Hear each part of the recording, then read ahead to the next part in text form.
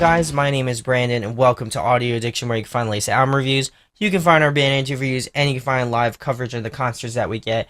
I was able to get Hearts Like Lions set as well as OL set, so definitely check those out. I also posted a show thoughts on the Divisi tour, so if you have not checked that out, I would recommend that you do so. Also be posting a lot of album reviews this week. I will be posting before. Obviously, you're watching the Before The Streetlights one, seasonal, as well as this band called My Lonely Heart. I hope to have that one out by hopefully Saturday, if I can do so.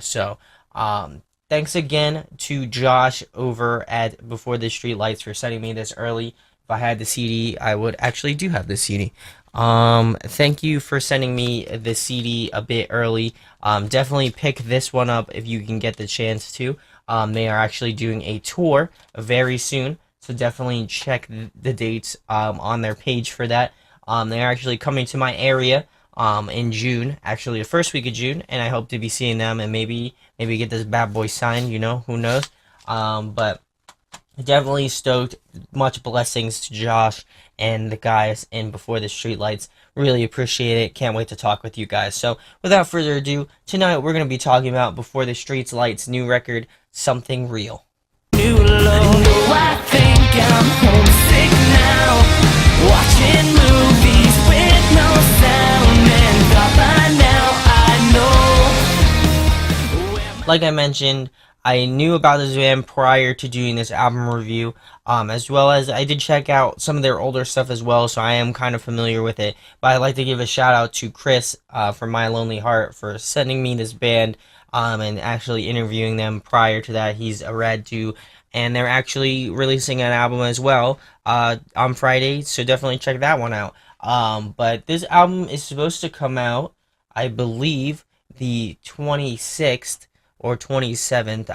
I think it's the 26th of May. I will kind of correct it if I am wrong, but I'm pretty sure it's the 26th. But they sent it, like they said, they sent it to me early, so I wanted to do a review on it, certainly. So I'm really excited about that. So I'm going to go through each track, give you my thoughts on each track, and then I'm going to do pros and cons on the record, and then I'm going to close it out with a rating. So the first track off the record is called Homesick. It is actually the first single that they released as well, and it happens to be one of my favorite tracks off the record. I love the cool little intro that they had going on with that, with like the drumming and stuff like that, and just those cool sort of like I don't know, they had this sort of just had this cool little intro. I really can't explain it. If you've heard the track, I will leave a link at the end where you can check that out as well. But I'm really liking Josh's voice a lot, especially in this track in particular. I'm really liking the flow of the track as well. It has this sort of like upbeat, sort of poppy vibes as well. And I feel like it's definitely more mellow in the verses, and then it kind of picks up toward the choruses. It has a sort of roller coaster feel where, you know, it's kind of more mellow and sort of, and then it kind of builds to the chorus, and it gets to the top, and it kind of mellows out again, which I really do appreciate. I think it's definitely solid songwriting in that regard. I really like the cool little solo slash lead work from Tyler as well. I think that's really solid, and I definitely feel like this is a great opener track for the record. Really was sold on this track alone. And we'll move it on to track number 2, which is Houses. Really liking the ambience of this track. I feel like they definitely went more in that sort of like, I guess almost indie sort of vibes, because I know a lot of indie bands have that sort of spatial awareness to their music. But definitely enjoy that. I feel like it kind of adds this sort of fullness and just this really cool just space to the track as well. I think the chorus is definitely has this heaviness to it. It's a little bit slower as well, and just its delivery, so it definitely kind of adds that overall heaviness. I wouldn't say like metalcore heavy, but definitely a little bit heavier in just terms of, you know, sonically how it sounds. I definitely like how you can distinctly hear all of the instruments in the verses. You can hear Josh playing bass. You can hear everybody doing what they do best throughout the track. I feel like, you know, there are parts where there are some lead guitar parts, as well as, you know, there are some parts where, you know, you can hear the bass a little bit more, or you can hear the drums, you know, doing a little bit of ad-libbing as well. So I really enjoy that. I definitely feel like the bridge is super interesting as well. It has this really cool odd effect to it, but I definitely feel like it works. It just has this sort of odd way of going about it, but it definitely feel like in the end it works out for the best. So we'll move it into track number three, which is "Forget You," another one of my favorite tracks. Really liking the cool guitar intro as well. I think has a really super solid chorus as well. And I feel like it will definitely get stuck in your head, at least in my opinion. That's what I got.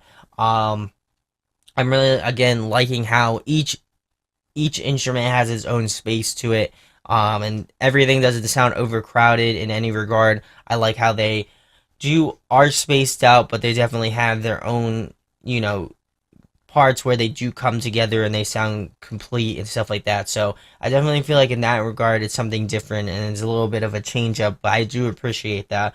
I also feel like there's a cool little guitar solo in the bridge as well. So we're gonna move it into track number four, which is kind of like the acoustic track off the record.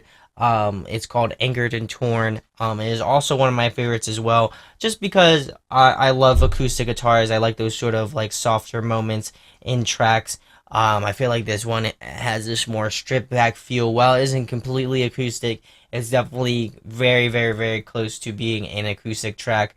Um, but I definitely like hearing the diversity between all the members. It definitely has, parts where each band member stands out very distinctly, as well as I feel like this gives a chance for, bands, or at least for this band to have something that's a little bit different, a little bit more diverse. It has some. I mean, there are some slower tracks off this record, but I definitely feel like this one's a little bit more softer. It's a little bit more emotionally driven, and it just has this sort of softness to it that I really enjoy, and definitely kind of has that emotional tug to it. So we're gonna move it into the last track, which is called "Deadweight." This is probably my favorite track off the record. Period. It's very close with Homesick. I would say Deadweight and then Homesick are very close together. Really liking the instrumentation of this track. I feel like this one feels more like alternative rock, I would say. This one has a damn catchy chorus as well. And I'm really liking the harmonies in the bridge. I feel like they definitely need to accentuate that more in the next record. I feel like I would love to hear them doing more harmonies and more like stuff vocally, because sometimes it feels a little bit like there could be something else in there and there really isn't. So I feel like in certain parts throughout this record, I was feeling like, oh, that would be cool if Josh did like a harmony part in here, or like, he did like a harmony part in like "Angered and Torn" and like some of the softer songs. I feel like that would work out a little bit better. So that was, I felt like, something that was missing in that regard.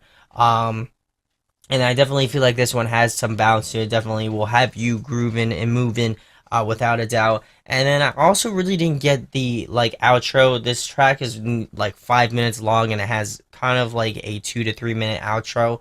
I just feel like it was kind of like not needed in my opinion, or if it was, I felt like it could have been maybe put in another spot. But I think overall, I think they could have just taken it out. It just didn't feel like it fit very well to what I expect. But overall, I feel like it's a really solid effort from them, without a doubt. So I'm gonna get into my pros and cons on the record.